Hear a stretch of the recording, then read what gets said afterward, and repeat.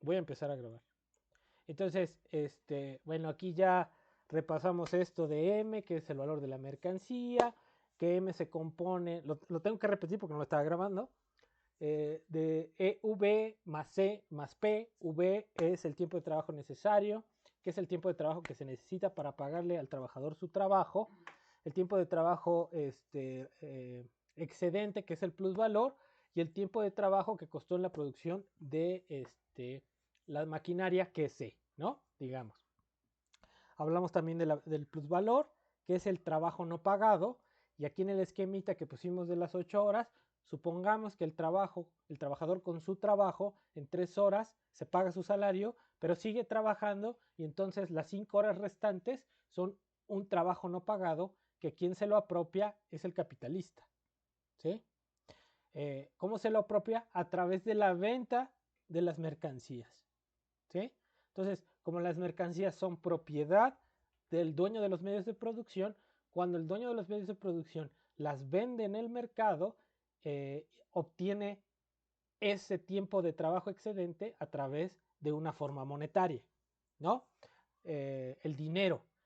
¿Cómo vamos a considerar al dinero? Como el dinero es el representante del valor, ¿sí? Una forma de representar el valor de una sociedad. Ahorita lo vamos a revisar aquí con esta lectura que vamos a hacer de Smith y Ricardo. Vamos a leer a Smith el libro de la riqueza de las naciones y de Ricardo el de principios de tributación. Entonces, no sé si hasta aquí tengan una duda. Ya está grabando, ya estoy grabando ahora sí. Entonces, desde aquí empezamos. ¿Sale? Ok, voy a dejar de compartir y voy a compartir el PDF. Ok, ahora sí. ¿Ya están viendo? Sí, Ok, déjenme ver nada más acá en mi este, grabación. Sí, ya estoy grabando esto. Ok, nada más déjenme ver si estoy aquí que tengo. Esto lo voy a eliminar. Ahí está. Bueno, entonces ya estoy viendo aquí. Voy a capturar. Ahora sí. Ahí está. Entonces, vamos a leer primero de Adam Smith lo siguiente. Entonces ahí todos estamos viendo a Adam Smith, ¿verdad? ¿O no les he compartido? Sí, ya les compartí. Vamos a leer primero lo que es la mano invisible, ¿sí? Que es lo que estuvimos revisando.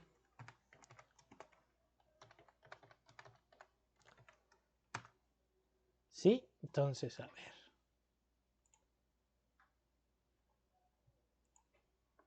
La mano invisible.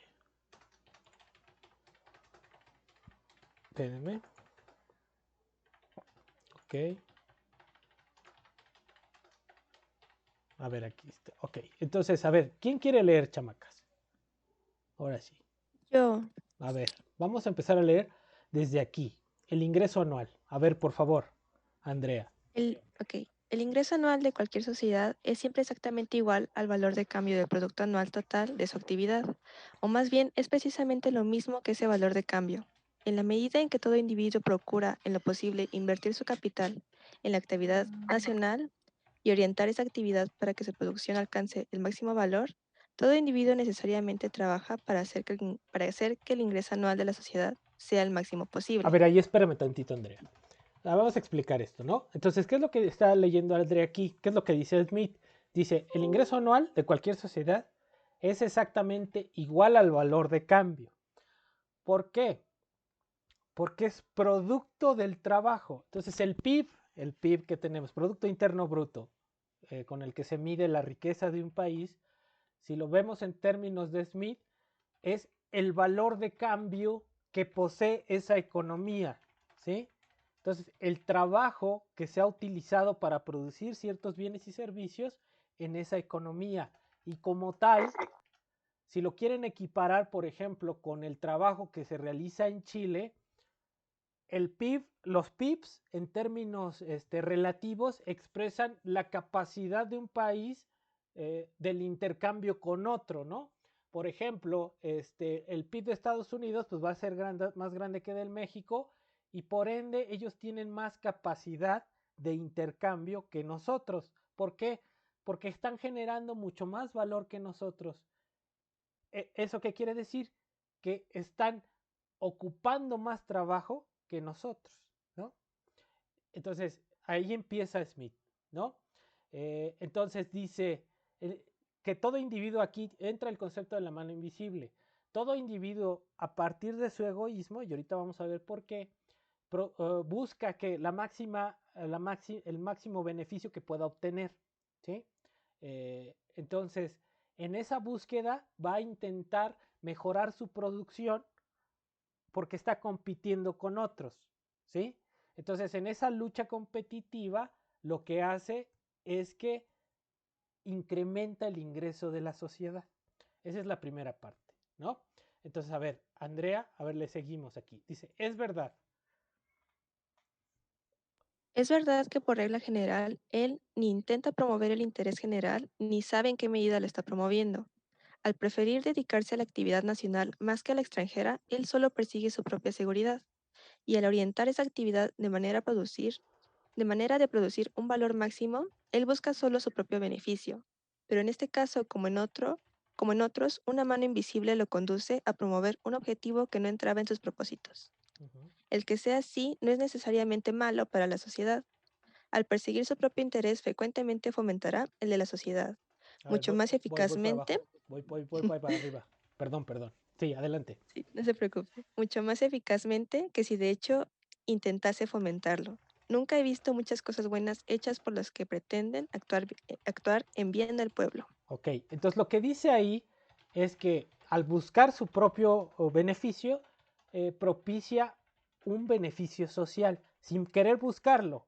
Y dice, por eso dice, esto, o sea, el mercado, o sea, esa actividad que lleva en el mercado a través de buscar la eficiencia de su producción para ganar la competencia, el mercado se concibe como una mano invisible que genera que los intereses egoístas produzcan un bienestar colectivo. Ahora, ¿cómo se da ese bienestar colectivo?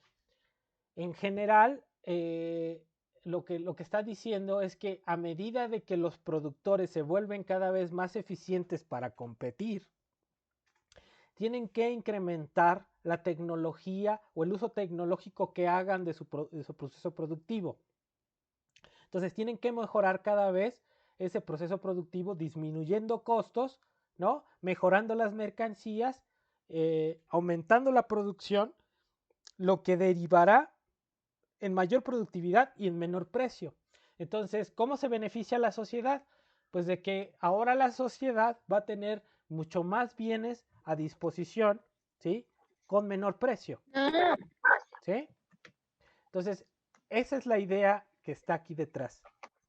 ¿Sí queda claro? Ahorita vamos a leer un ejemplo de cómo ese proceso de mejora del proceso productivo genera ese bienestar. Un ejemplo fundamental aquí es el ejemplo de la fábrica de alfileres de Smith. ¿Sí? Entonces vamos a revisar esa parte. Pero aquí es el concepto de la mano invisible. ¿Sí? Vamos a ver otra cita que tiene que ver con este concepto de la mano invisible y del egoísmo en Smith. ¿Sí? Entonces, vamos a ver. A ver, hasta aquí queda claro lo que dije. Es puro choro, ¿eh? Pero tiene que quedar más o menos claro. Profe, una pregunta. Bueno, ¿me podría volver a explicar lo de la mano invisible? Es que no me quedó muy claro. Ok, vamos con esta cita y ahí le explico. ¿No?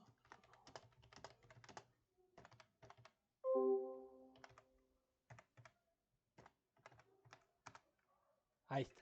A ver, ¿quién quiere leer? Yo. A ver, espérame nada más tantito. A ver aquí, a ver, ¿no? Cuando un animal, va. Todas las demás especies animales, individuos.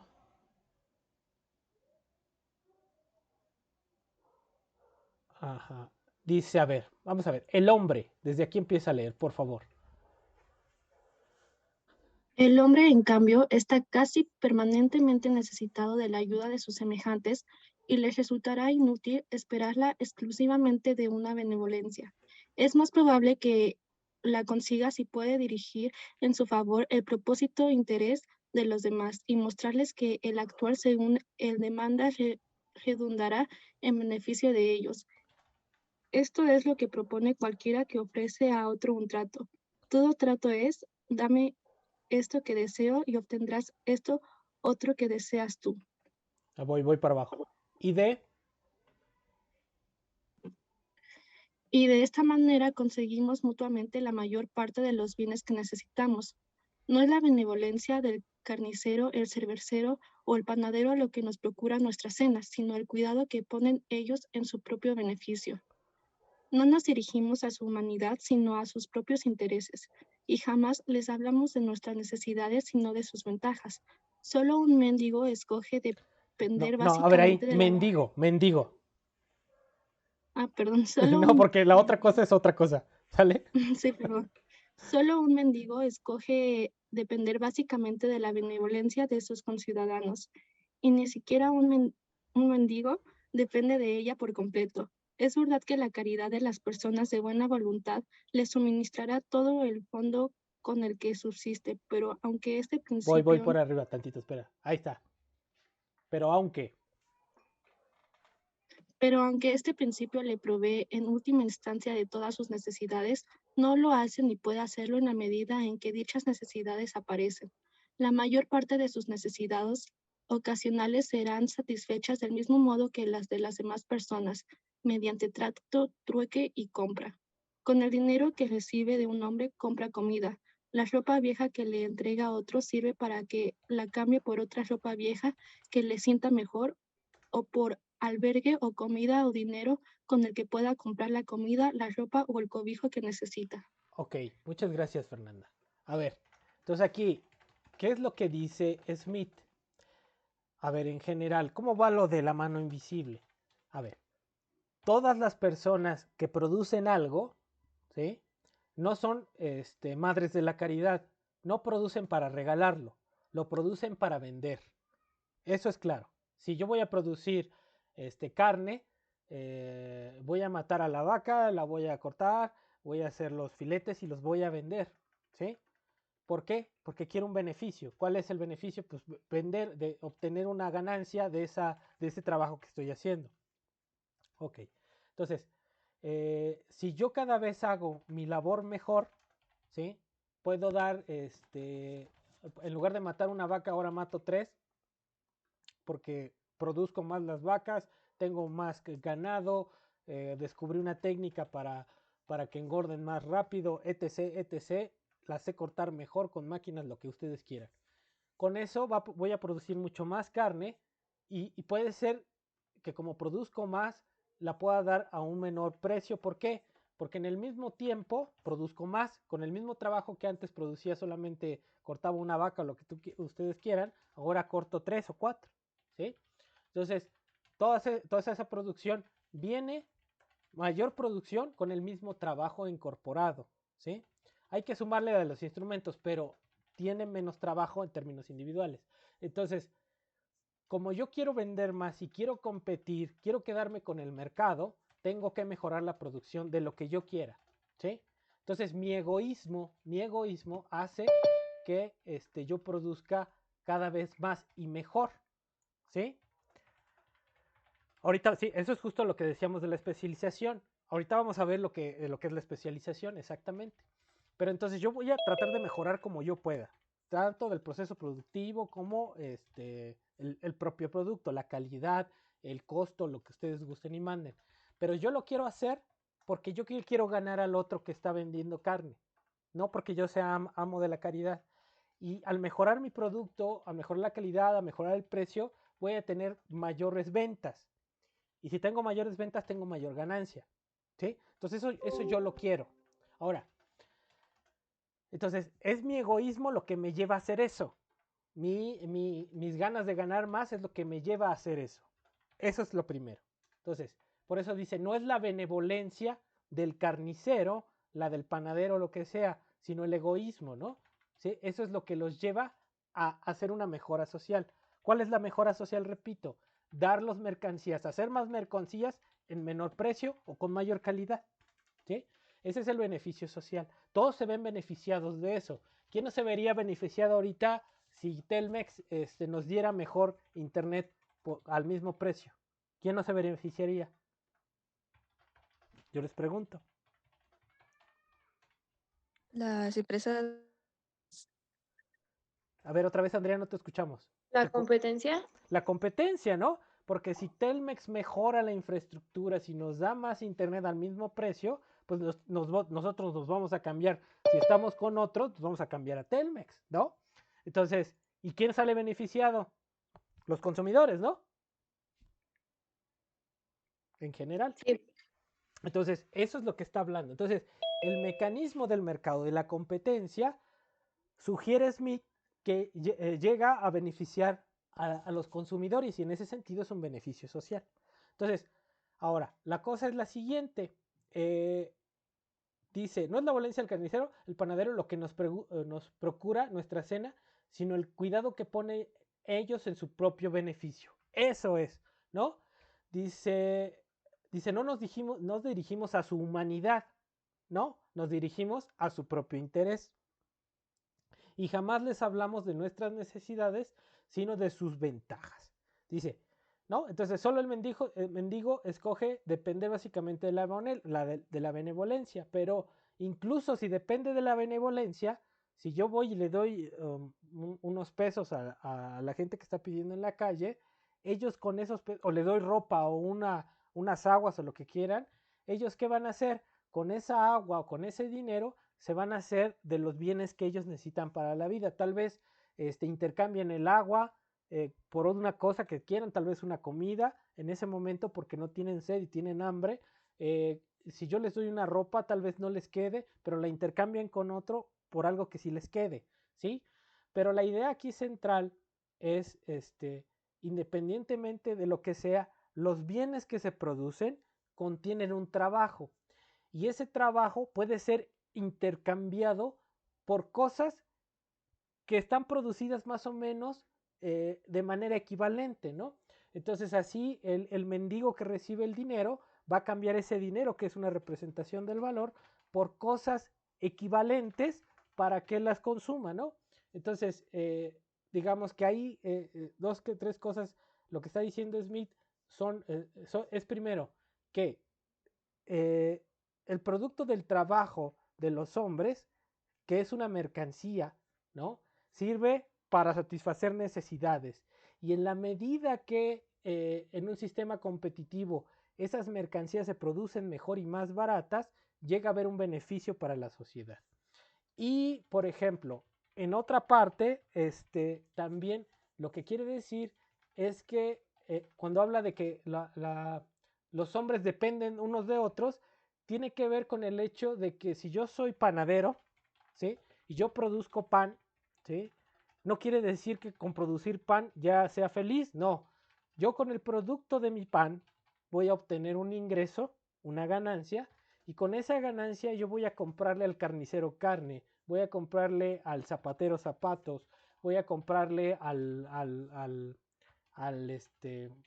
¿cómo se llama? Al que hace la ropa, ¿no? Entonces, ¿qué estoy haciendo ahí?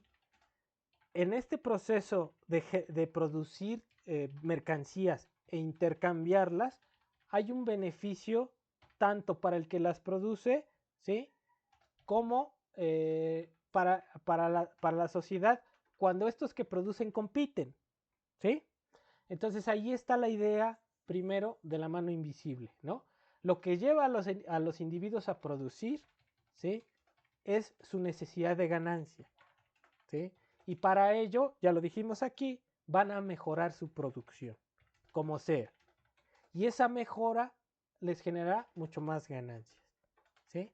Entonces, por eso no es la benevolencia. Las empresas no son benevolentes ni son madres de la caridad. No, ellas buscan su ganancia, ¿sí? Que nos den un beneficio por la competencia que hacen, eso es un acto que no está pensado, ¿sí? Ellos quieren mejorar para quedarse con la mayor demanda, no porque estén pensando en mejorar las condiciones de la población.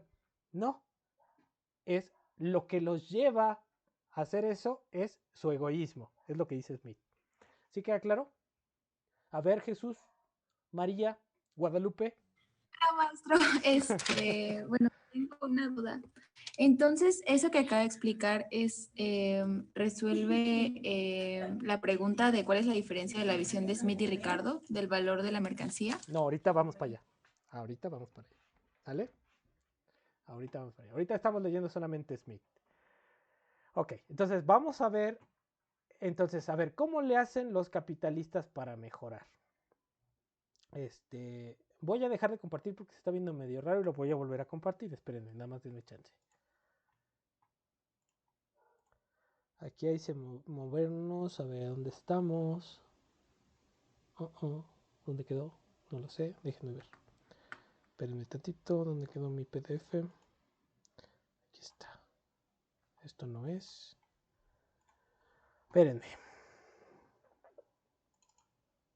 No, este no es tampoco. Ahí está. Vuelvo a compartir.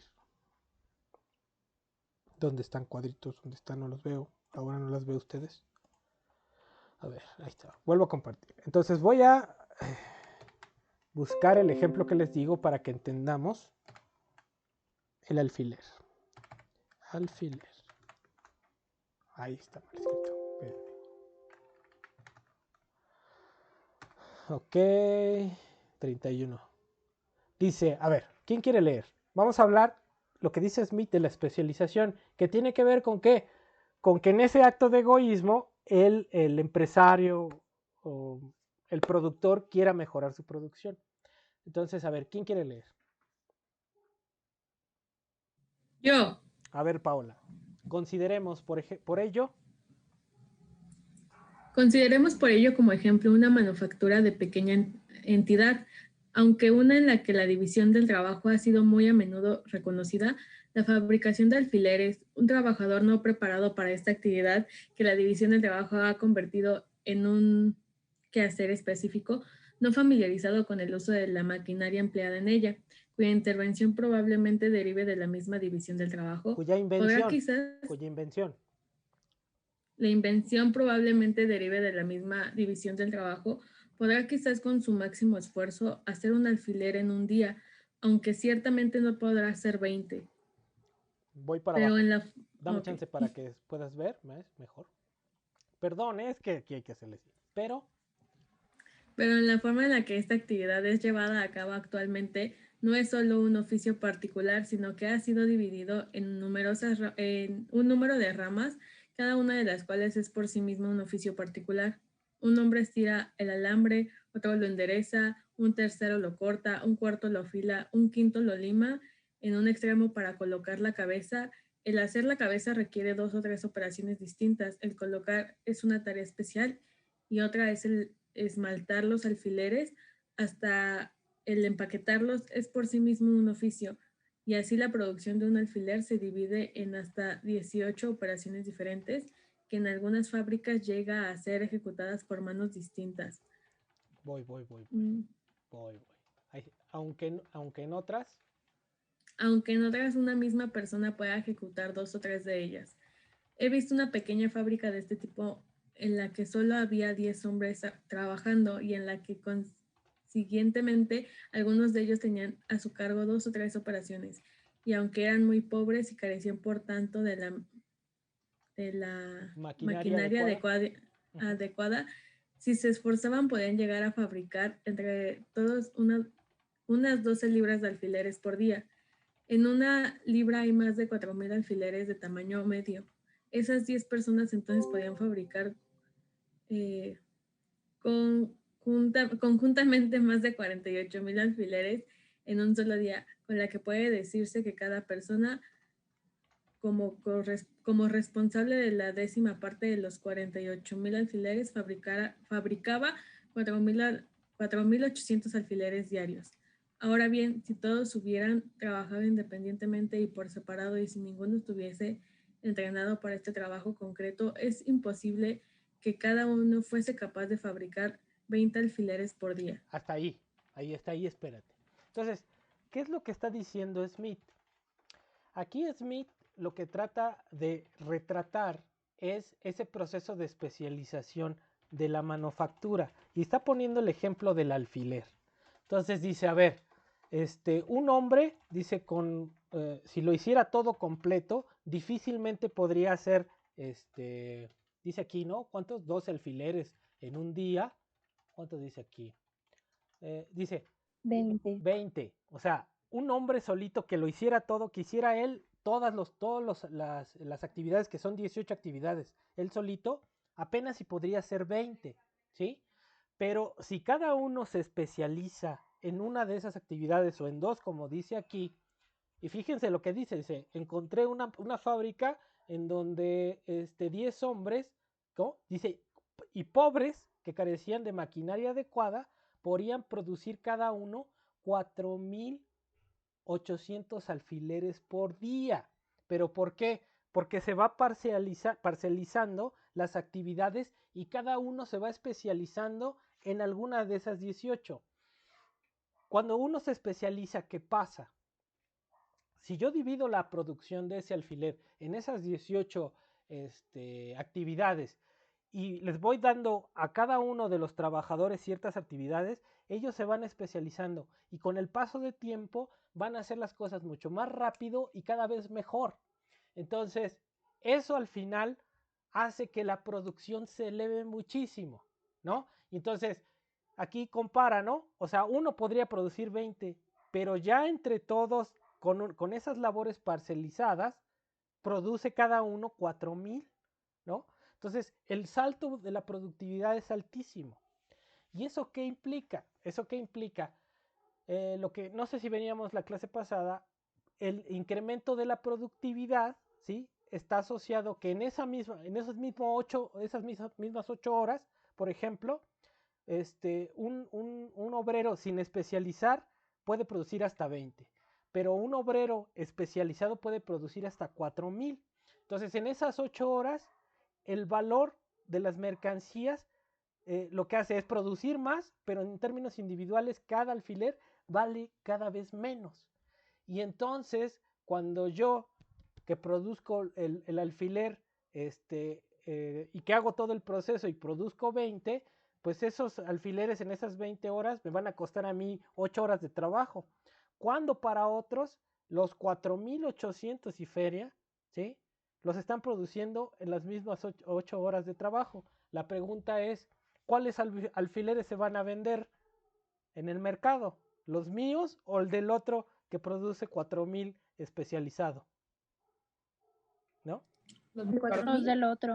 Ajá, ¿y por qué? 2 cosas. Van a ser mejores, en calidad van a ser mejores y van a ser mucho más baratos. Porque tienen menos trabajo individualmente. ¿Sí queda claro? Entonces, aquí lo que habla Smith es como la mejora, ni siquiera es tecnológica, porque dice, son trabajadores pobres. ¿Qué es lo que hacen? Dividir las tareas, nada más. Reorganizan el proceso productivo de tal forma que cada uno se especialice en una actividad y que sea cada vez mejor en esa actividad. Es lo que están haciendo. Imagínense si a ese proceso yo le meto maquinaria, ¿sí? Entonces la cosa es distinta. Yo puedo producir más, ¿no? Esas son las cosas que hay que resaltar de este ejemplo del alfiler. Ahora fíjense, aquí dice también algo interesante, dice, un trabajador no móvil con el uso de la maquinaria, dice, maquinaria cuya invención probablemente derive de la misma división del trabajo. Ahí les va. La maquinaria y la mecanización de los procesos de producción son deliberadamente creados dentro del proceso de la división del trabajo. Por ejemplo, a ver, ¿qué es lo que hace una máquina o qué es lo que hace un robot en un proceso? No sé si ya han llegado a ver el proceso de producción de Volkswagen o cualquiera que hayan visto en la televisión.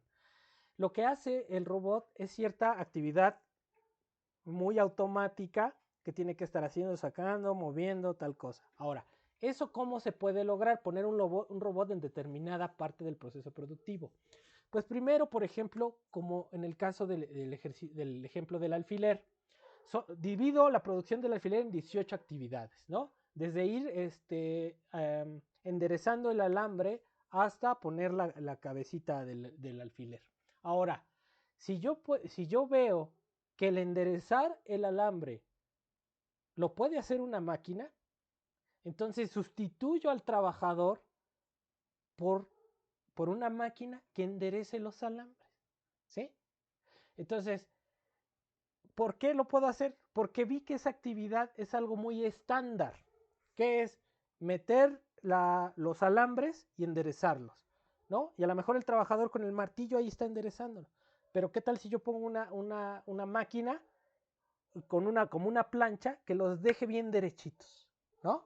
Entonces me ahorra el trabajo de estar ahí pegándoles con el martillo. ¿Pero por qué? Porque yo estoy detectando que esa labor la puede hacer una máquina. ¿Qué otra cosa podría hacer una máquina? Por ejemplo, poner la cosita del alfiler, ¿no? Que hiciera un robot, que lo hiciera automático, que lo soldara, ¿sí? Pero que fuera una labor que fuera factible de transferir a una máquina, porque es una labor muy simple, ¿sí? Entonces, esas cosas puedo hacerlas. Ahora, por ejemplo, en los ejemplos que pasan en la tele o en el YouTube, vean cómo los robots ahora soldan las carrocerías, ¿no? Entonces, no necesito a alguien que esté ahí soldando, porque puedo meter un robot que bien calibrado ponga la soldadura que es necesaria para que no se salga la puerta o lo que quieran, ¿no? Entonces, pero esto es producto de esa propia división de las actividades, de un proceso productivo, de la parcialización de esas actividades. Entonces, aquí son dos cosas.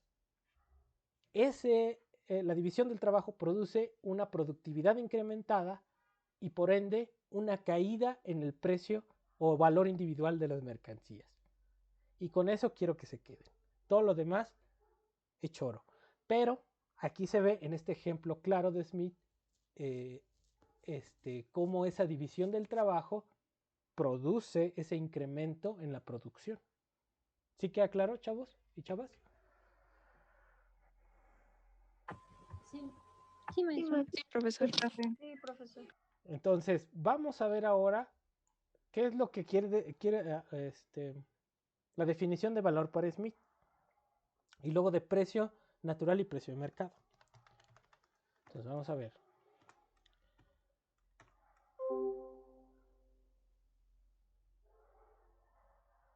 Ok.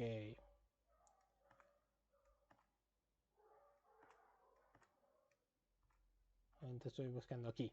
Entonces, a ver, ¿quién quiere leer? Yo, profe. A ver, dice, aquí vamos a leer aquí. Dice, hay que destacar. Hay que destacar que la palabra valor tiene dos significados distintos. A veces expresa la utilidad de algún objeto en particular y a veces el poder de compra de otros bienes que confiere la propiedad de dicho objeto. Se puede llamar a lo primero valor de uso y a lo segundo valor de cambio. Las cosas que tienen un gran valor de uso con frecuencia poseen poco o ningún valor de cambio. No hay nada más útil que el agua, pero con ella casi no se puede comprar nada. Casi nada se obtendrá a cambio de agua. Un diamante, por el contrario, apenas tiene valor de uso, pero a cambio de él se pueden conseguir generalmente una gran cantidad de otros bienes. ¿Sí? Entonces ahí, fíjense, lo que está haciendo es descomponiendo el valor de la mercancía en sus dos componentes. Es un valor de uso porque satisface la utilidad de algo, ¿no? Y es un valor porque puede intercambiarse por otros bienes del mismo trabajo, equivalentes en términos de trabajo, ¿no? Entonces, los bienes en sí, como valores, confieren poder de compra, ¿sí? Entonces, por ejemplo, si yo tengo ahorita imagínense que estamos en la FES, que tengo una botella de agua de al litro, que está nueva.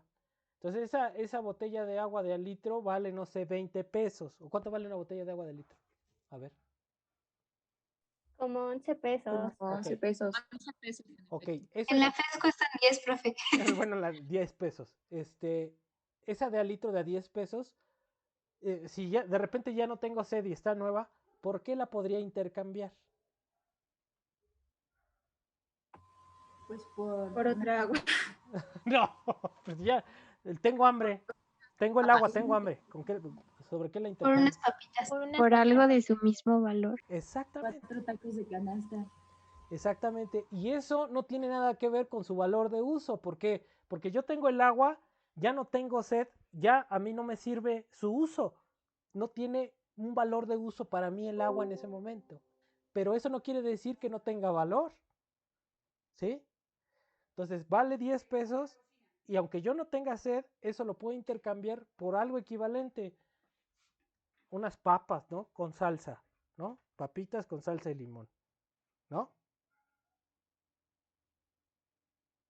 No les gustan las papas. Bueno, unas papas a la francesa, ¿no? Con mucho queso y chile. Con queso. Pero no alcanza, ¿o sí? No alcanza, con 10 pesos. Vale 20, ¿no? Hay unas de 15 pesos por una botella de esas, de Ajá. Bonafont. Esas cuestan 15 pesos y ya no se alcanza para las papas. Ok, bueno. Pero eso es, o sea, desmenuzamos ese concepto de la mercancía, valor de uso y valor. O sea, yo puedo tener una mercancía que ya no tenga un valor de uso para mí, pero tiene valor y la puedo intercambiar por algo equivalente al valor que sí tenga un valor de uso para mí en ese momento. ¿Sí queda claro? Sí, profesor. Entonces, aquí pone el ejemplo del agua, ¿no? Yo les pregunto, ¿por qué, fíjense, un diamante tiene apenas valor de uso? ¿Por qué vale tanto un diamante? Porque es muy Por lo difícil difícil que ¿Por su conseguir. es. escasez? Para el trabajo que cuesta obtenerlo.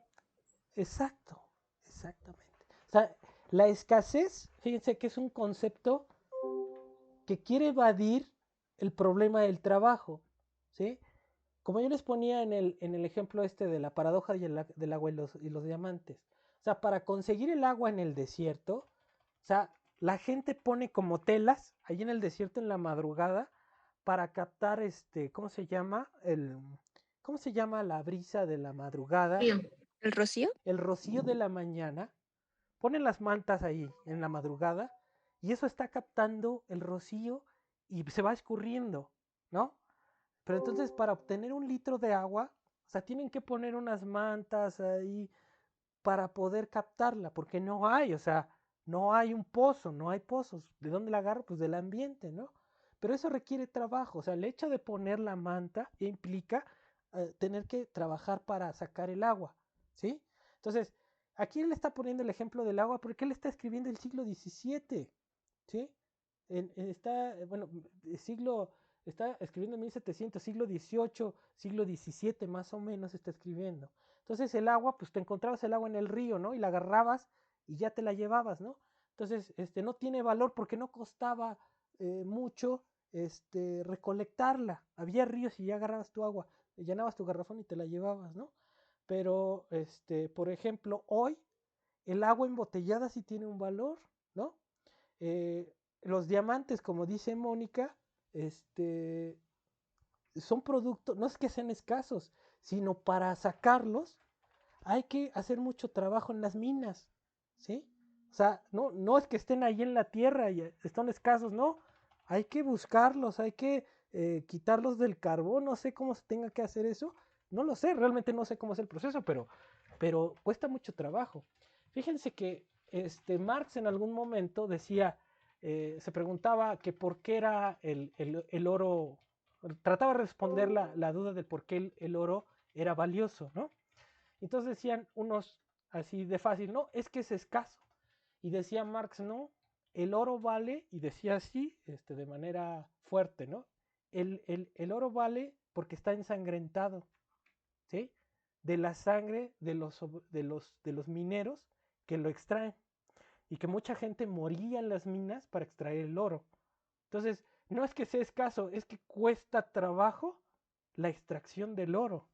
Y cuesta muchísimo trabajo, ¿sí? Entonces, el hecho de que tengas una pepita de oro, para sacar esa maldita pepita de oro, tuvieron que pasar jornadas de trabajo fuertes para conseguir eso. ¿sí?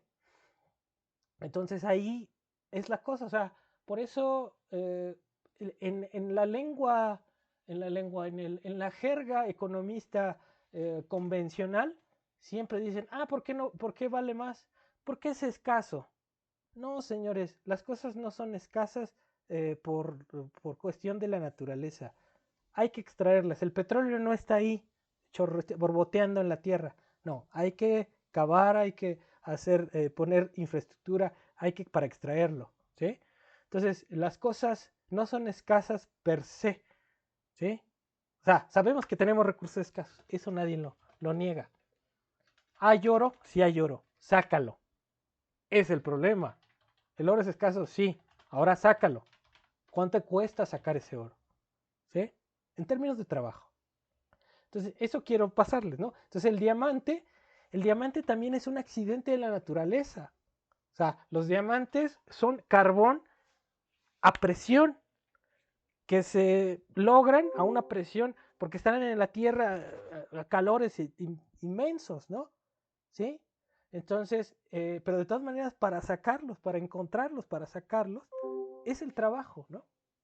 Entonces, ahí se juntan las dos cosas, ¿no? Un accidente de la naturaleza que los hace únicos, pero también el trabajo que se requiere para extraerlos, ¿sí? Entonces, ahí me quedo hasta aquí. A ver, dudas, aquí el chat. ¿Dónde está el chat? Ya lo perdí. ¿Dónde está el chat? Chat. Dice, profesor, mi compañera Luz está teniendo problemas de luz en su casa por si llega a salirse la reunión o algo por eso. No hay ningún problema. Esta la vamos a grabar y ahí va a quedar, ¿sale? Entonces no se preocupen. ¿Sí queda claro, chamacos, chamacas? Sí, profesor. Sí, maestro. Ok, entonces, el concepto de valor, ¿no? Entonces, a ver, ¿quién estaba leyendo? ¿Quién quiere leer?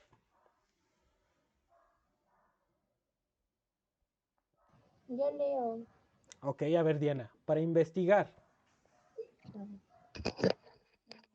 Para investigar los principios que regulan el valor de cambio de las mercancías, procuraré demostrar, primero, cuál es la medida real de este valor de cambio o en qué consiste el precio real de todas las mercancías. Segundo, cuáles son las diferentes partes que componen o construyen este precio real. Y por último, cuáles son las diversas circunstancias que a veces elevan alguna o todas esas partes por encima y a veces las disminuyen por debajo de su tasa natural u ordinaria, o cuáles son las causas que a veces impiden que el precio de mercado, es decir, el precio efectivo de los bienes, coincida con lo que puede denominarse su precio. Natural, ¿no? Ahorita, entonces, a ver. Síguele aquí, intentaré explicar. Intentaré explicar de la forma más completa y clara que pueda estas tres cuestiones en los 3 capítulos siguientes, para lo cual ruego encarecidamente al lector que me otorgue tanto su paciencia como su atención.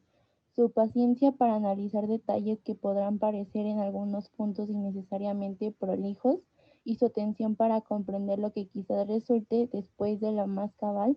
Voy. De la más cabal explicación de la que soy capaz, todavía en algún grado oscuro. Siempre estoy dispuesta a correr el riesgo de parecer tedioso si con ello garantizo que soy diáfano. ¿Sí se pronuncia así? Sí, diáfano. Ok. Pero aún después de todos mis esfuerzos en ser claro, todavía podrá permanecer alguna oscuridad en un asunto que es por su propia naturaleza extremadamente abstracto. Entonces, fíjense ahí lo que dice Smith. Él va a tratar de ver esas diferencias entre el precio natural, el precio de mercado, ¿no? Y el valor de cambio, ¿sí? Y esto es difícil porque es un esfuerzo abstracto, ¿no? Entonces, a ver, vamos a ver precio real y nominal de las mercancías, o de su precio en trabajo y su precio en moneda. Vamos a ver. A ver, ¿quién quiere seguir leyendo? A ver, que te dejen descansar, Diana. A ver. Ya, profe. A ver, Moni, empiézale. Toda persona. Toda persona es rica o pobre según el grado en que pueda disfrutar de las cosas necesarias, convenientes y agradables de la vida. Pero una vez que la división del trabajo se ha consolidado, El propio trabajo de cada hombre no podrá proporcionarle más que una proporción insignificante de esas tres cosas. La mayoría de ellas deberá obtenerlas del trabajo de otros hombres y será por tanto rico o pobre según sea la cantidad de ese trabajo de que pueda disponer o que sea capaz de A comprar. ver, hasta ahí, Por Moni, lo espérate, tanto, el espérate valor de tantito. cualquier Moni, mercancía... espérame. Sí, profe. A ver, dice, una persona es rica o pobre, ¿no? Según el grado de que pueda disfrutar de las cosas que son necesarias para la vida, ¿sí? Entonces, yo soy rico porque tengo para comer, me puedo comprar un coche, tengo casa, ¿sí? O sea, digamos, eso es rico. Y alguien va a ser pobre que no pueda tener casa, que no pueda tener para comer, ¿no? Ahora, ¿cómo puedo hacerme de las cosas que yo necesito? Entonces lo que dice aquí Smith dice, la división de trabajo llega a que la sociedad se divida en distintos trabajos. Entonces, si yo soy panadero, entonces yo no voy a vivir solamente comiendo de pan, ¿no? Pero el producto de mi trabajo, que es el pan, me va a hacer posible que, pues sí, me voy a comer unos panes de los que haya hecho, pero además lo que no me coma lo voy a vender y con eso que venda voy a comprar lo que necesito para vivir, leche, huevo, carne, ¿no? Y eso es producto de esa división del trabajo. Entonces, por eso dice, la mayoría de ellas deberá obtener del trabajo de otros hombres. Con lo que yo haga no puedo vivir. Si soy panadero, nada más produzco pan. Entonces tengo que obtener mis bienes del trabajo de otros hombres a través de ¿qué? De intercambiar mi trabajo, ¿sí? Si yo soy panadero, vendo mi pan y con ese excedente que obtenga voy a comprar las cosas que no produzco yo, sino que produzcan otros, ¿sí? Pero ¿por qué lo puedo hacer? Por lo que acabamos de decir, que mis bienes contienen un valor. ¿Por qué? Porque son producto de mi trabajo. Y voy a intercambiar esos valores por bienes que sean equivalentes al producto de mi trabajo, ¿sí? Entonces, eso es la idea primaria, ¿no? Entonces, por lo tanto, Moni, vas. Por lo tanto, el valor de cualquier mercancía para la persona que la posee y que no pretende usarla o consumirla, sin intercambiarla por otras, es igual a la cantidad de trabajo que le permite a la persona comprar u ordenar. El trabajo es así la medida real del valor de cambio de todas las Ahí mercancías. espérate. Entonces, esto es contundente. El trabajo es la medida real del valor, si le quitamos de cambio, de todas las mercancías. Entonces ahí dice Smith, el trabajo es la fuente del valor en la economía. ¿Sí? En esa línea. ¿Sí? Ahora, dice, todo el trabajo que yo no lo utilice para consumir, o sea, yo soy el panadero, no me voy a comer todo mi pan. Todo aquel que no lo vaya a consumir, ¿sí? Dice, voy a cambiarlo por otros de igual cantidad de trabajo, ¿no? Que a mí me permite, ¿no?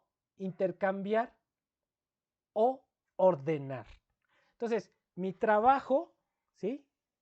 Como panadero, yo vendo mi pan excedente y obtengo dinero. Fíjense, ese dinero me permite a mí comprar cosas u ordenar trabajo, ¿sí? ¿Cómo ordeno trabajo? Por ejemplo, le digo al carpintero que quiero una mesa de tal o cual por cual medida. No quiero la que vende ahí, quiero que me haga una a la medida. Y allí yo le estoy ordenando, ¿sí? Trabajo. ¿Por qué? Porque tengo dinero, que fue producto de que de la venta de mi trabajo. Entonces es trabajo comandando trabajo. ¿Sí? Equivalentes, digamos. ¿Queda claro? Entonces, una de las cosas fundamentales aquí, y aquí está la línea, el trabajo es la medida real del valor de todas las mercancías. Seguimos, Moni, el precio real. El precio real de todas las cosas, lo que cada cosa cuesta realmente a la persona que desea adquirirla, es el esfuerzo y la fatiga que su adquisición supone.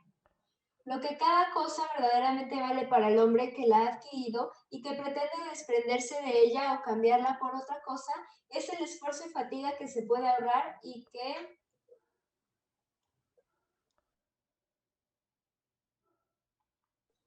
y que puede imponer sobre otras personas. A ver, ahí espérate. Entonces, ¿qué es lo que está diciendo del trabajo? A ver, el trabajo es la medida del valor de las cosas. Pero el trabajo en sí, ¿qué es? Dice esfuerzo y fatiga. ¿Sí? Entonces, lo que él está diciendo, Smith, que las mercancías sí son producto de trabajo, pero ese trabajo es un desgaste de la persona que está realizando el producto. ¿Sí? Entonces, si ustedes se ponen filosóficos, el trabajo puede ser dejar la vida en la producción de algo. Que es cierto, la gente que se pone a hacer una actividad, yo aquí estoy dejando mi vida, ¿sí? Aquí explicando cosas, aunque crean que es puro choro, estoy dejando la vida aquí, ¿sí? Esto que estamos haciendo aquí es gasto de nuestra energía, ¿sí? Ustedes poniendo atención, yo tratando de explicarles estos choros, ¿sí? Entonces, cualquier actividad, cualquiera, implica un desgaste, ¿sí? Si lo ponen en términos filosóficos, implica dejar la vida, ¿sí? Entonces, el valor es ese desgaste. Si lo quiere ver en términos más generales, ese esfuerzo y esa fatiga que produce realizar cierta actividad, ¿no? Entonces, cuando yo soy el panadero, estoy gastando, a ver, ¿alguien tiene idea de cómo hacer los panes? ¿Han hecho pan alguna vez en la vida? Sí, yo sí. Sí. Sí, yo sí. Pero Sí, un pastelito, lo que Sí. sea. ¿Cómo se hace? A ver, alguien que me platique. Primero, ¿qué pan? Y ya vemos si se nos antoja o no. Yo he hecho pan de elote. Ok. ¿Cómo haces el pan? Pues, con granos de elote los pones en la licuadora, les pones vainilla, mantequilla, ¿qué más? Polvo para hornear y azúcar, y ya después engrasas tu molde y lo pones en el molde y ya lo llevas a hornear. Ya dejas que se hornee y lo dejas ahí enfriar dentro del horno por un rato. Ya después lo desmoldas y ya te lo comes. Ok. Pero entonces ahí no hay un proceso de amasado, ¿no? Es ya nada más vertir la No, es mezcla. como un pastel nada más. Ok. Y también he hecho masa para pizza, que Ajá. pues sí está más difícil. Ocupas harina, la levadura que tienes que hacer que como que fermente, se podría decir. La No de sé pones a cómo. descansar ahí un rato para que crezca. Ajá, exacto. Ajá. Mezclas tu harina con agua y con especias y lo que tú quieras. Y la dejas, bueno, le pones la levadura, la mezclas, la amasas y la amasas por un buen ratote y la dejas en un topper tapada con una toalla húmeda para que la masa crezca. Ya después la sacas, la cortas, vuelves a amasar en pedazos más pequeños, los pones en una charola y dejas que crezcan para ya hacer tu pizza. Ok. Pero, a ver, es una cosa para la casa, ¿no? Imagínense el panadero, ¿sí? Que no tenga, digo, yo conozco panaderos de artesanales, ¿no? Con horno de piedra. Se levantan bien temprano, 5 de la mañana, a estar moviendo la masa. Pero no es la masa que Diana está describiendo, poquita masa, no. Es la hoyota de la masa. Y ahí están moviendo la masa. Chin, chin, chin, para vender a las 7, 8 de la mañana. ¿Sí? Entonces es un desgaste físico cañón. Estar moviendo esa cantidad de masa para tener pues el bolillo calientito, ¿no? En la mañana y sacar el pan de dulce y la técnica para hacer el pan, ¿sí? Pero entonces aquí a lo que yo voy, eso es un desgaste. Aquí Diana nos platicó, amasa 2 veces y tiene licuadora y tiene esto. El pan artesanal, a veces la gente tiene una licuadorzota, así como una KitchenAid grandota, y eso ayuda, pero si no, es a patín, digo a mano, ¿no? A mano. Entonces ahí hay un desgaste físico para producir algo, ¿no? Entonces, ya que el panadero tiene su pan en la mañana, a las 8 de la mañana, el bolillito calientito, lo que sea, lo vende. Y con ese dinero que él obtiene de la venta del pan, se va a ahorrar trabajo. ¿Por qué? Porque ahora ya no va a producir huevos, sino nada más va a comprar los huevos de alguien que se dedica a la crianza de la gallina y a colectar los huevos, ¿no? Entonces, ¿qué es otro trabajo? Entonces, por eso aquí es interesante, dice, aquello que se compra con dinero o con bienes, se compra con trabajo. Tanto como lo que compramos con el esfuerzo de nuestro propio cuerpo, ¿no? Dice, ese dinero o esos bienes en realidad nos ahorran este esfuerzo. Yo ya producí pan, pero ahora no me tengo que esforzar para producir carne. Con lo que vendí de mi pan, me ahorro el esfuerzo de producir carne, me ahorro el esfuerzo de producir huevo, me ahorro el esfuerzo de producir leche. ¿Sí? Ahí está la cosa. ¿Queda claro ahí, chamacos? Sí, maestro. Bueno, yo ya sé que ya están durmiendo, ya se aburrieron. Ahí vamos, ahí la llevamos. Entonces, a ver, Moni, ya para terminar. Ellos contienen el valor. Ellos contienen el valor de una cierta cantidad de trabajo que intercambiamos, por lo que suponemos que alberga el valor de una cantidad igual. El trabajo fue el primer precio, la moneda de compra primitiva que se pagó por todas las cosas. Toda la riqueza del mundo fue comprada al principio no con oro ni con plata, sino con trabajo, y su valor para aquellos que la poseen y que desean intercambiarla por algunos productos nuevos es exactamente igual a la cantidad de trabajo que les permite comprar o dirigir. A ver, aquí vamos a leer a sus cuates. A Hobbes. Síguele, Moni, ya ahorita te descansamos.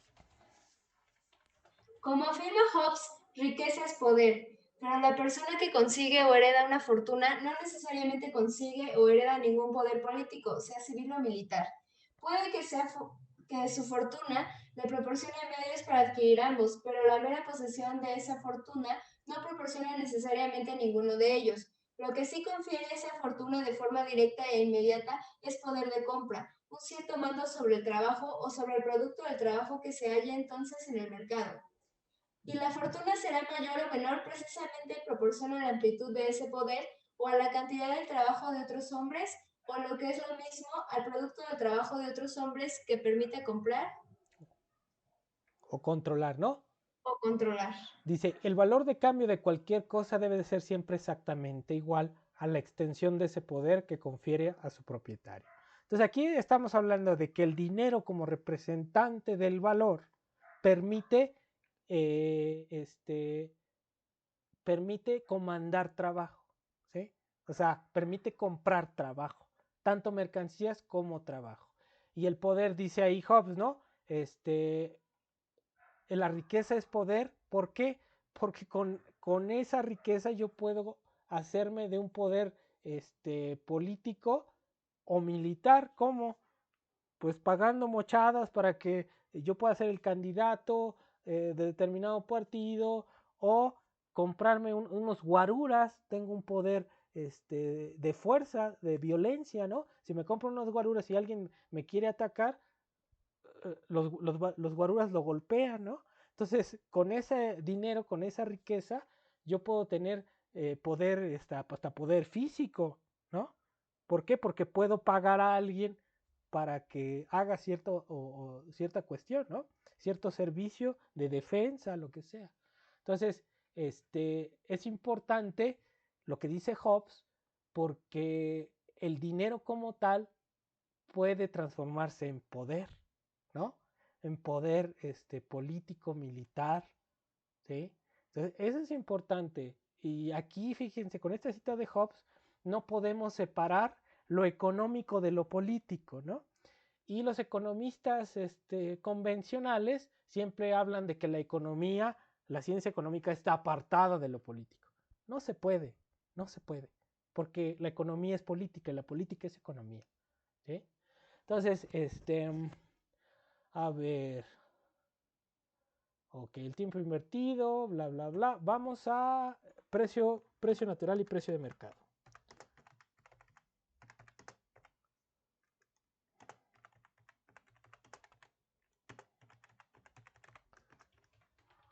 Ok, a ver, buscamos precio de mercado. A ver, vamos a ver. No, entonces voy a poner precio natural para encontrar la cita. ¿Hasta aquí dudas, muchachas, muchachos? No, profesor. Ok, a ver, dice...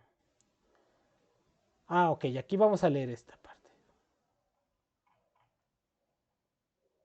A ver, dice... ¿Quién quiere leer? ¿Alguien más? Yo, profesor. Ok. Entonces, a ver, de la misma forma, Nancy, por favor. ¿Ahí dónde está? Acá arriba, de la misma forma. De la misma forma, sí. De la misma forma, hay en cada sociedad o población una tasa corriente o media de renta que también es regulada como demostraré. Es regulada, como demostraré posteriormente, en parte por las condiciones generales de la sociedad o población en donde está situada la tierra y en parte por la fertilidad natural o artificial de la tierra. Estas tasas corrientes o medias pueden ser denominadas tasas naturales de salario, beneficio y renta en el momento y lugar en donde habitualmente prevalezcan. A ver, hasta ahí, Nancy. Cuando el precio de... Ahí, espérame. Entonces ahí lo que él empieza a decir es que en una sociedad cualquiera hay cierta, y dependiente, por ejemplo, en el caso de la tierra, la renta de la tierra depende de la fertilidad de la tierra, ¿no? En el caso, y en cualquier sociedad hay una tasa normal de salario, o un salario, digamos, mínimo que se necesita, o un beneficio promedio en determinada industria. Entonces, eso los llama, digamos, son beneficios o pagos a los factores de la producción, tierra, trabajo y capital, digamos, en condiciones normales. Dice, a ver, seguimos ahí, Nancy, por favor, cuando el precio de una mercancía... Cuando el precio de una mercancía no es ni mayor ni menor de los que es suficiente para pagar las tasas naturales de la renta de la tierra, el salario del trabajo y el beneficio del capital destinados a conseguirla, prepararla y traerla al mercado, entonces la mercancía se vende por lo que se puede llamarse su precio natural. Entonces ahí es lo que habíamos dicho de Smith, el precio, el valor de la mercancía, ese producto del trabajo humano, tiene que ser lo suficiente para compensar los costos de esa producción. Entonces, para producir una mercancía cualquiera, yo necesito pagar salarios, necesito pagar el beneficio del capital que está invirtiendo la maquinaria, lo que sea, y tengo que pagar también la renta de la tierra, porque hay insumos que necesito para producir determinada cosa que vienen directamente de la tierra. Entonces, si yo compro una determinada semilla, esa semilla, el precio de esa semilla va a depender, el precio de esa semilla, el valor de esa semilla va a depender de la fertilidad de la tierra donde fue producida, ¿sí?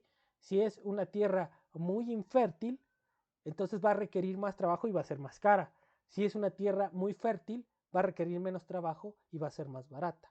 Entonces, eso lo tengo que considerar en el valor de la mercancía. ¿Por qué? Porque esa mercancía contiene insumos de los factores productivos, tierra, trabajo y capital, lo que dice Smith. Entonces, nada más sintetizando, el precio natural va a ser aquel que te respete el pago justo de la contribución de esos factores de la producción a la producción de la mercancía en específico. Entonces, cuando tú vendes una mercancía a su precio natural, quiere decir que la estás vendiendo a su precio de costo. ¿Sí? ¿Ahí queda claro? Sí. Sí. Entonces aquí el precio de costo lo estamos viendo como ese pago a los factores de la producción. Salario, beneficio para el capital y renta para la tierra. ¿Sale? Ok. A ver, vamos. Nancy. Dice, la mercancía. La mercancía se vende entonces exactamente por lo que vale o por lo que realmente le cuesta a la persona que la trae al mercado, porque aunque Aunque en el lenguaje cotidiano lo que se llama el coste primario de cualquier mercancía no comprende el beneficio de la persona que la revende. Si la vende a un precio que no le reporta la tasa corriente de beneficios en su zona, esa persona está evidentemente perdiendo dinero, puesto que si emplease su capital en alguna otra forma, habría podido obtener esos beneficios. Su beneficio, además, es su ingreso, el fondo adecuado para su subsistencia, y así como cuando prepara y trae los bienes al mercado, adelanta a sus trabajadores sus salarios o su subsistencia, se avanza a sí mismo de la misma manera su propia subsistencia, que en general se ajusta al beneficio que pueda razonablemente esperar obtener de la venta de sus bienes. Si no le reportan este beneficio, entonces le compensan por lo que con precisión podría decirse que realmente le han costado. Entonces dice, si no le reportan este beneficio, entonces no le compensan por lo que por precisión podría decirse que realmente le han costado, ¿sí? Luego, a ver, otra vez, ahí Nancy, por favor, ya para terminar esta parte. Dice, aunque el precio que le proporciona este beneficio, por tanto, no siempre es el más bajo al que un comerciante pueda vender sus mercancías. Si es el más bajo al que puede venderlas durante un tiempo considerable, al menos donde hay libertad plena o donde pueda cambiar su actividad tan frecuentemente como desee. El precio efectivo al que se vende habitualmente una mercancía se llama precio de mercado. Puede estar por encima o por debajo o ser exactamente igual al precio natural. El precio de mercado de cada mercancía concreta está determinado por la proporción entre la cantidad que de hecho se trae al mercado en la 98. Que de hecho se trae al mercado y la demanda de los que están dispuestos a pagar el precio natural de la mercancía o el valor total de la renta, el trabajo y el beneficio que deben pagarse para llevarla al mercado. Estas personas pueden ser llamadas demandantes efectivos y su demanda, la demanda efectiva. Y su demanda la demanda efectiva, porque basta para efectuar la puesta de la mercancía en el mercado. Ahora, hasta ahí quédate. Es diferente. Hasta ahí quédate. Ok. Fíjense, aquí hay una cosa que es importante. Lo que dice Smith es, por ejemplo, si vendemos al precio natural, estamos vendiendo al precio de costo. Entonces, si vendemos al precio natural, no hay un beneficio como tal, porque cada factor de la producción solamente está siendo retribuido conforme a lo que aportó a la producción. En el caso del trabajo se le paga un salario que supuestamente le está pagando el trabajo. En el caso del capital, la maquinaria, las herramientas, se está pagando lo que costó eso. Y en el caso de la renta de la tierra, el equivalente de lo que costaron los insumos que venían de la tierra. Entonces, ahí no hay un beneficio como tal. Si el precio de mercado está por encima del precio natural, entonces allí habría un beneficio, ¿sí? Un beneficio mayor, ¿sí? Que viene del mercado. Entonces, la cuestión es que ellos están pensando que la ganancia excedente de los capitalistas viene de esa diferencia entre el precio natural y precio de mercado. ¿Qué quiere decir? Que la ganancia viene del mercado, no del proceso productivo. ¿Sí? Entonces dice, y lo va a poner en términos de la escasez. Aquí regresa a la visión más subjetivista. Dice, cuando la cantidad de cualquier mercancía llevada al mercado es menor que la demanda efectiva, todos aquellos que estarían dispuestos a pagar completo de la renta, los salarios y el beneficio que deben de ser pagados para llevarla, no podrán ser suministrados con la cantidad que desean. Y entonces, en lugar de pasarse sin ella, algunos estarán dispuestos a pagar más. Entonces, cuando lo producido es menor de lo que se demanda en el mercado, es menor de lo que se demanda, el precio va a aumentar. Y entonces las ganancias van a aumentar. ¿Sí?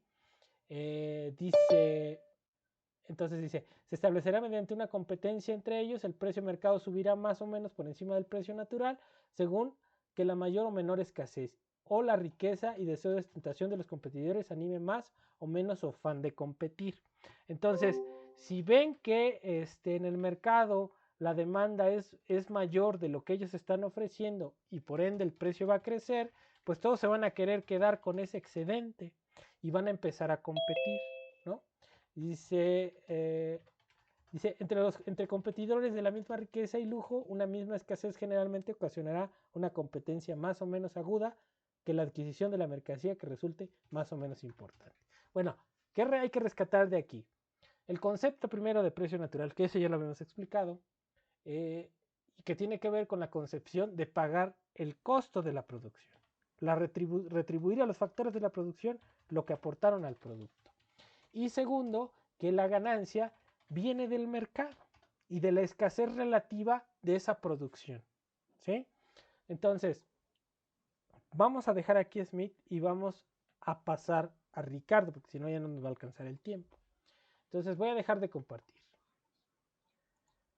Profe, Mándeme. ¿podría repetir cómo es la definición del precio de mercado? O sea, el precio de mercado es en lo que realmente vendes la mercancía. Entonces, ¿qué puede pasar? Que la vendas a su precio de costo y que el precio de mercado sea igual al precio natural, o que la vendas por encima de su precio de costo y ahí vas a obtener una ganancia porque estás obteniendo un precio mayor a tu costo, ¿no? A tu precio de costo. Puede ser también que la vendas por debajo de su precio de costo, ¿sí? Y ahí estarías perdiendo, ¿no? Entonces algunos capitalistas que son más ineficientes no van a poder realizar su mercancía al precio de costo, van a tener que venderla por debajo. Y aquellos que son muy eficientes podrán venderla por encima de su precio de costo, ¿sí? Entonces, y ahí entra la competencia. Al final los más eficientes van a subsistir dentro de ese mercado. Pero la cuestión fundamental aquí es que la ganancia proviene de esa diferencia entre la oferta y la demanda. Si la oferta es menor que la demanda, pues entonces el precio crecerá y eso haría más rentable el mercado para los capitalistas, ¿sí? Entonces, a ver, déjenme ver quién está entrando, ya no veo nada. Entonces, voy a compartir otra lectura, el libro de Ricardo. Vamos a leer ciertamente más o menos lo que vimos con Smith. A ver, Ricardo. Principios de economía de tributación. Profe. Mándeme.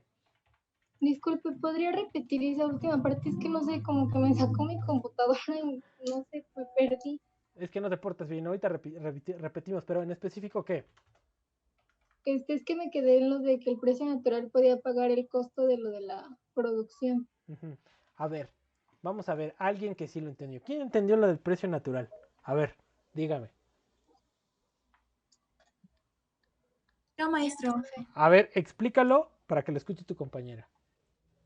El precio natural es el precio de costo, lo que costó la producción. O sea, no sé, tú invertiste en una caja de chicles y la vendes al mismo precio en el que la invertiste. Es el precio natural. Sí, síguele. El precio de costo. Ah, bueno, después sigue el precio del mercado, que lo vendes a su precio de costo, o sea, el natural, o puedes venderlo con más precio para que sea eficiente pues el producto, o puedes venderlo y perder. A ver si quedó claro ya, o nos hicimos más bolas. A ver. No, creo que sí, o sea, yo ya había entendido que el precio natural, o sea, literal es como venderlo a lo que me está costando, pero ahí no habría un beneficio.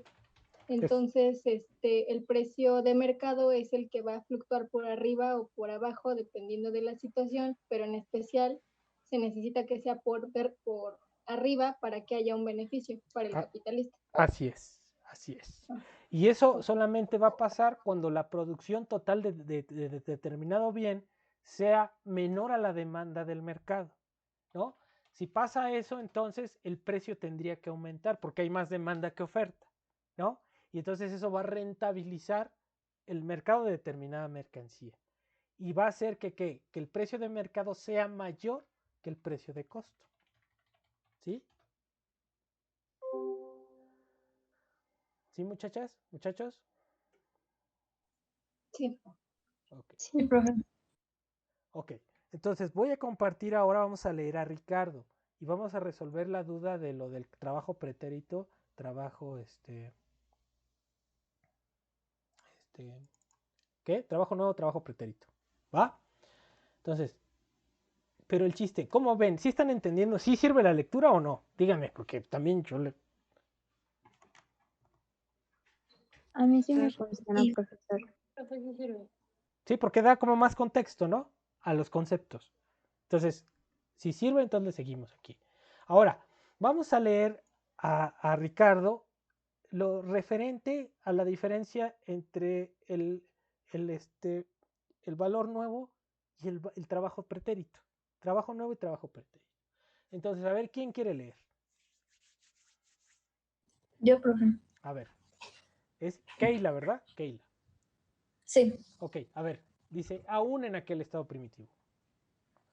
Aún en aquel estado primitivo a que se refiere Adam Smith, el cazador, para poder cazar, necesitaría algún capital, aunque tal vez hecho y acumulado por él mismo. Sin arma no podría matar al castor o al ciervo, y por consiguiente, el valor de estos animales estaría regulado, no solamente por el tiempo y el trabajo necesarios para su destrucción, sino también por los requeridos para producir el capital del cazador, o sea, el arma con la ayuda de la cual esa destrucción fue efectuada. Entonces ahí espérame tantito, Keila. ¿Qué es lo que está diciendo aquí Ricardo? Él está retomando un ejemplo de Smith cuando habla, por ejemplo, de un cazador que va a darle muerte a un castor o a un ciervo. Entonces, Smith dice, no, bueno, ¿cuánto va a valer el castor o el ciervo? Pues el tiempo de trabajo que le cueste al cazador darle muerte al ciervo. Aquí ponen destrucción. Destrucción, entendamos como si sinónimo de muerte para el animal, ¿no? Entonces, dice Smith, no, pues el valor de ese ciervo va a ser el tiempo de trabajo que le lleve al cazador.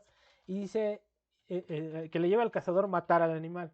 Pero dice Ricardo, no, espérate, hay que considerar que para matar al ciervo se necesita un capital mínimo. En este caso, pues, ¿qué necesito? Pues necesito por lo menos una lanza o un arco y una flecha.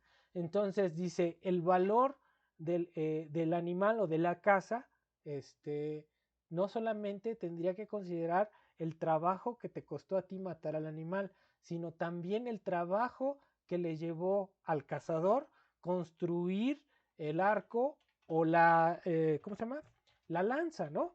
Entonces dice, el valor del animal tendría que considerar el desgaste, ¿no? De la flecha o de la lanza que ocurre en el tiempo para matar al animal. Entonces, no solamente es el trabajo nuevo, sino el trabajo viejo que le llevó al cazador para hacerse del arma. Puede ser incluso que el cazador no haga directamente la lanza o el arco y la flecha, sino que los compre, ¿no? A través de intercambio, no sé, de pieles o de animales que haya matado con piedras, digamos, ¿no? Pero el hecho en sí de tener una herramienta, una maquinaria, un equipo para la caza, eso implica que ya ese equipo, esa maquinaria requirió de trabajo. O sea, ¿cuánto te lleva a ti de tiempo? No solamente matar al animal, ¿cuánto te lleva de tiempo hacer la lanza, ¿no? Ponerle hacer el arco? Todo eso es lo que está diciendo Ricardo, que hay que considerar en el valor de la mercancía, ¿no?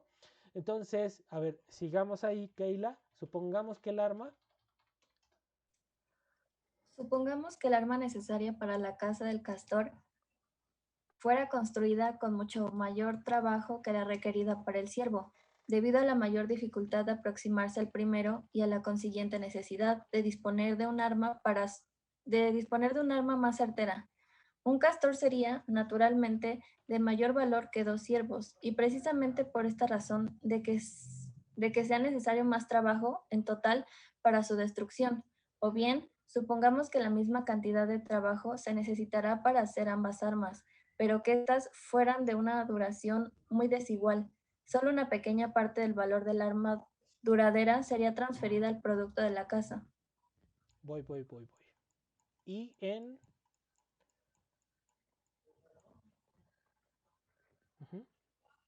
y en cambio, Es que Y en cambio, una porción mucho mayor del valor del arma, menos duradera, figuraría en este. A ver, ahí espérate entonces. ¿Qué es lo que dice aquí Ricardo? A ver, puede ser que como el castor es más escurridizo, yo necesite una arma más precisa. Y como necesito un arma más precisa, pues necesito aplicarle más trabajo a la construcción de esa arma. Entonces por eso dice, la caza de un castor va a valer más que cazar 2 ciervos. ¿Por qué? Porque el arma que utilizo para matar al castor tiene más trabajo incorporado. Y por ejemplo, en las mismas condiciones, si yo utilizo una arma para cazar al castor y otra para cazar al ciervo, y las dos llevan lo mismo de tiempo de trabajo, pero una dura más que la otra, a lo mejor puede ser que el arma que yo necesite para matar al castor deje de servir después de que maté al castor, y que el arma que utilizo para matar al ciervo me dure para matar no un ciervo, me dure para matar 10. Entonces, en el caso del castor, el trabajo que incorpora matar un castor, pues tengo que ver todo el tiempo de trabajo que me llevó cazar al castor, más ya el valor que transferí, porque el arma para matarlo ya no sirve. Maté a ese castor y ya no sirve. Entonces, no solamente es el tiempo de trabajo que me costó hacer el arma, sino también el castor. Y en el caso del ciervo, puedo gastarme el mismo tiempo para matar al ciervo que al castor, pero el arma me va a servir. Entonces el desgaste que tiene el arma, ¿no? Solamente transfiere una parte del valor al ciervo, ¿sí? Y me va a durar todavía para matar a 9 más, ¿sí? Entonces, la diferencia va a ser que el castor va a costar más, ¿sí? En tiempo de trabajo nuevo y en tiempo de trabajo viejo. Y el ciervo va a costar menos, porque si bien me cuesta lo mismo en tiempo de trabajo nuevo, me cuesta una parte pequeñita del tiempo de trabajo pretérito. ¿Sí queda claro? Sí, profesor. Era como el ejemplo de las tortillas, ¿no? La maquinaria que poníamos ahí, que duraba 10 años, pero en el día transfiere una parte pequeñita del valor, ¿sí? Y entonces, por eso la tortilla vale poquito, ¿no? Porque la máquina transfiere también poquito de valor, al día, ¿sí? Entonces, luego dice aquí, a ver, Keila, vamos a seguirle acá. Todos los útiles. Todos los útiles necesarios para la caza del castor y del ciervo podrían pertenecer a una clase de hombres, y el trabajo empleado en su destrucción pudieran ser suministrado por otra clase. Aún en ese caso, los precios relativos de esos animales serían proporcionales al trabajo empleado, tanto para la formación del capital como para la destrucción de los mismos. En circunstancias distintas de abundancia o de escasez del capital, con relación al trabajo o con respecto a los animales y a los artículos de primera necesidad, los que suministran un valor igual de capital para uno u otro empleo No importa, podrán Keila. Síguele. la quinta parte o la octava parte del producto, siendo el resto producto de salarios a los que suministrarán el trabajo. Pero esta repartición no podría afectar el valor relativo de los animales, puesto que, ya fuesen los beneficios del capital mayores o menores, ya fuesen los salarios del trabajo altos o bajos, actuarían por igual en ambos empleos. Entonces, ahí lo que está diciendo es, al final, cómo va a variar en términos relativos el valor dependiendo la disponibilidad de capital o no. Entonces vamos a ver, y aquí por ejemplo lo que está diciendo es que algunos se van a dedicar a la caza y otros se van a dedicar a la producción de las armas para la caza, ¿no? Eso es lo que está diciendo. Y eso no altera el problema, porque al final el arma que compres a otro productor que se dedica a hacer los arcos, pues va a terminar teniendo un valor. Y ese valor se va a terminar transfiriendo a la casa del animal, ¿sí? Entonces, dependiendo de la duración de esa arma, si dura nada más una vez, el día que se usa se acaba, pues transfiere totalmente su valor, pero si dura más, va a transferir paulatinamente el valor a la mercancía, ¿no? Dice, a ver, la pesca, dice, suponemos que las ocupaciones de la sociedad se extienden, que algunos suministran las canoas y los aparejos necesarios para la pesca, otros las simientes y la tosca maquinaria utilizada primitivamente en la agricultura, el mismo principio seguirá siendo cierto. Es decir, que el valor en cambio de las cosas producidas sería proporcional al trabajo requerido para la producción, no solamente para la inmediata de ellas mismas, sino para la de todos los útiles o maquinarias necesarias. ¿Sí? Entonces, eso es lo que está diciendo, ¿no? Entonces, el valor no solamente es lo nuevo que se aplica al producto, sino lo que ya había sido producido por otro tipo de trabajo, ¿no? Dice, bueno, aquí ya vamos a leer ahora otro concepto, ya casi nos vamos a ir. A ver, control F, precio natural. Creo que es capítulo 6. A ver, vamos a ver. Capítulo 6. Vamos al capítulo 6. Déjenme ver si aquí puedo ver. No, aquí no se ve. Me voy a ir al capítulo 6. A ver, este capítulo 4. Aquí está, llegué. Capítulo 4. ¿Quién quiere leer? Y casi ya nos vamos. Yo, profe. A ver, Pame. Dile, al hacer del trabajo.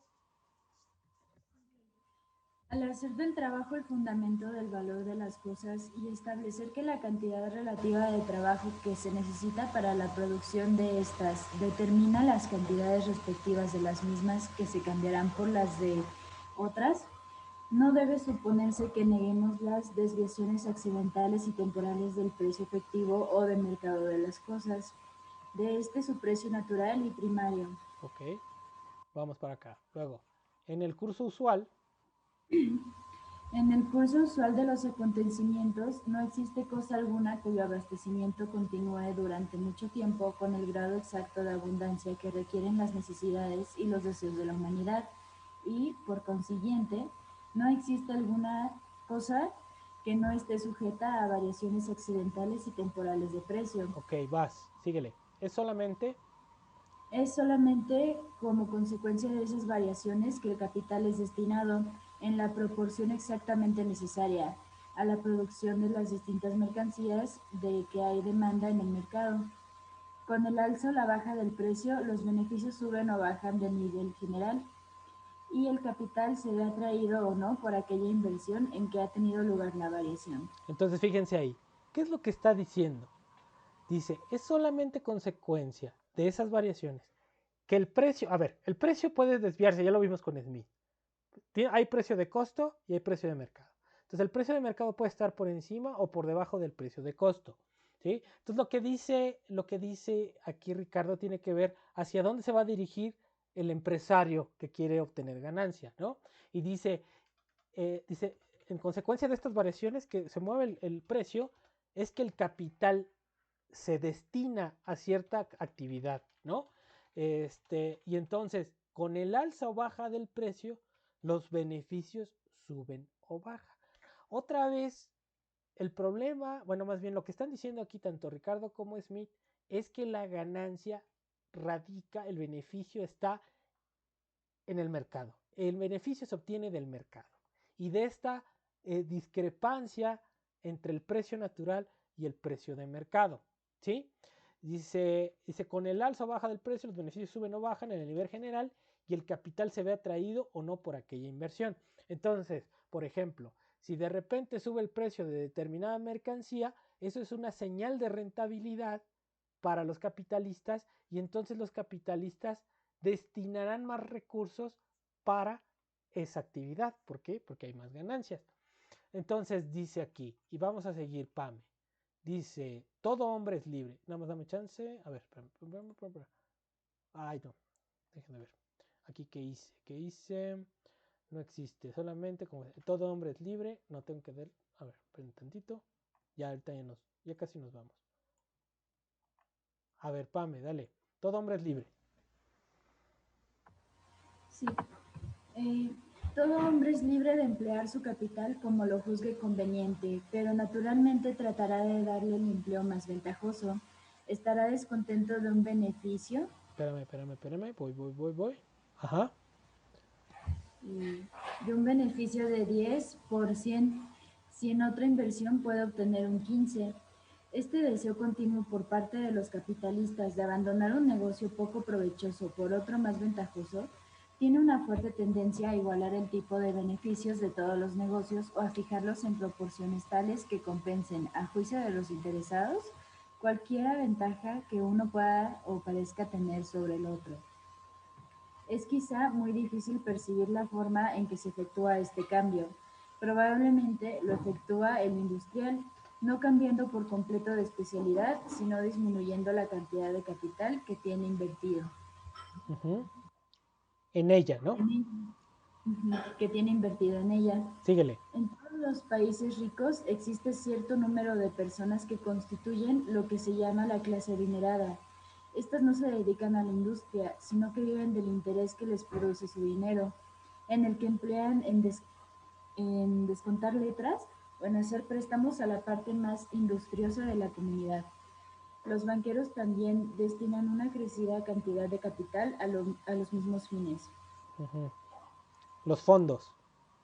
Los fondos así empleados constituyen un capital circulante de un valor importante y son utilizados en mayor o menor escala por todas las diferentes industrias del país. No existe quizá un solo industrial, por rico que sea, que limite su negocio a la extensión que le permiten sus propios fondos. Todos tienen siempre alguna parte de este capital flotante que aumentan o disminuyen según la actividad de la demanda de sus artículos. A ver, te voy a ayudar ahí, Pame. Entonces ahí lo que dice Ricardo es que cuando en una industria el precio aumenta, pues aumenta la rentabilidad, y si no tienen suficiente capital, los capitalistas van a recurrir al crédito, y con eso van a aumentar la inversión porque hay rentabilidad en ese sector.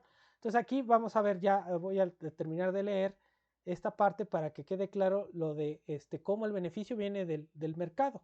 Dice, cuando la demanda de la seda aumenta y la del paño disminuye, el fabricante de paños no transfiere su capital a la industria de la seda, a la sedería, dice aquí, sino que despide a algunos de sus trabajadores y reduce o anula su demanda de dinero a los banqueros y capitalistas. O sea, el que está produciendo paño, como baja el precio del paño, pues lo que hace es recortar gente para ya no producir tanto paño y pide menos recursos a los banqueros.